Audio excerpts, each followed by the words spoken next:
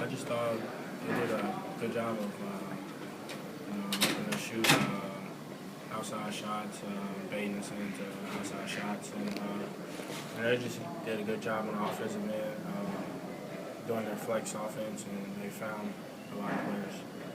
Why is it still hard not to take that big? That's not the first time that you guys have run into that situation where coach says there's a reason those shots are open. Why is it still tough not to take those shots? I mean, I don't know. I mean, I guess you're just wide open, so you just gotta take it, I guess. Sometimes you gotta just swing it and work it there.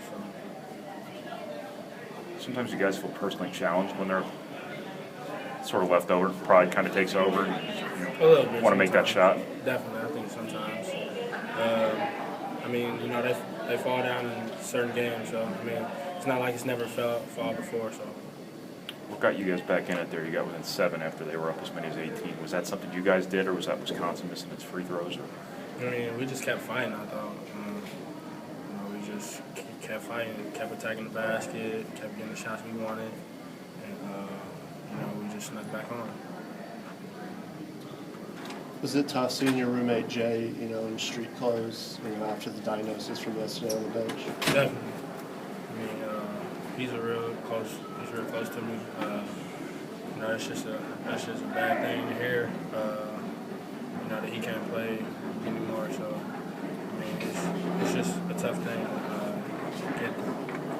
How's he handling it? What'd you say? How's he handling it? I think he's handling it pretty well. He's still smiling. He still wants to win. So he's handling it pretty well. Obviously, a pretty big part of his life. I mean, can you imagine being in his shoes right now, just having it all taken away? I don't think so. I mean, basketball is obviously he could have lost much more. Yeah, I mean, I don't think I would have handled it the same way. Just you guys scored the first basket of the game. I think Wisconsin went on like an 8-0 run or something like that. Just what went kind of sideways there? We just couldn't get a bucket after that, and then we broke down on defense on some things that we had went over already in practice. So, I mean, they ended up wanting to run like that.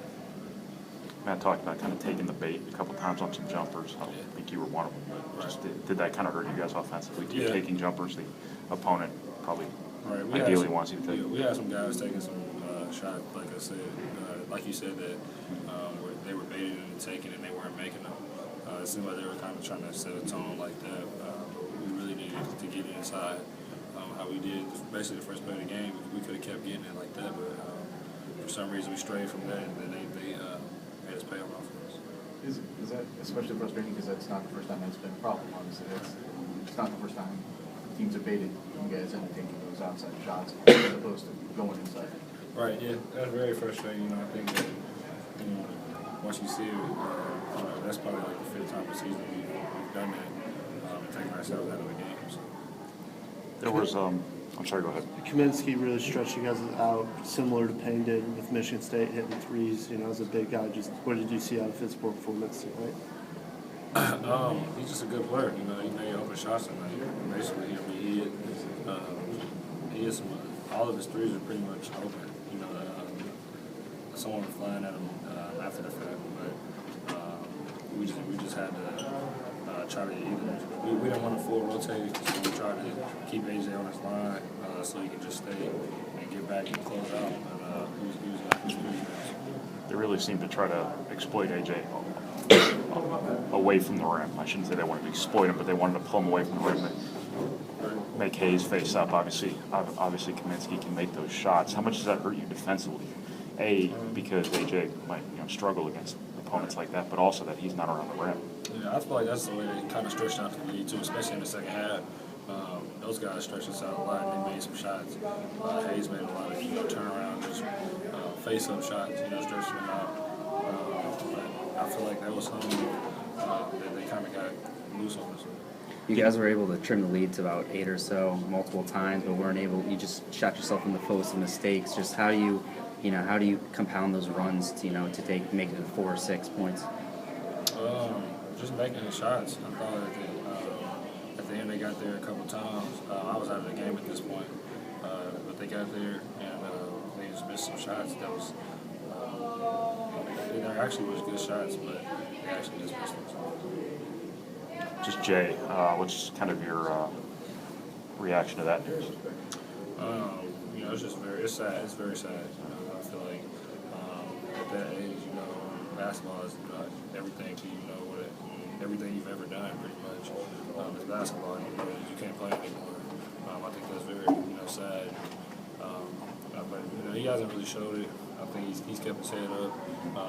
We've been talking to him, you know, just trying to keep his head up, just keeping him around us and stuff like that to get through it. But like I said, I'm just happy that he found out, you know, before it got worse, or you know, something happened, you know, worse than that. So that's what I'm thankful for.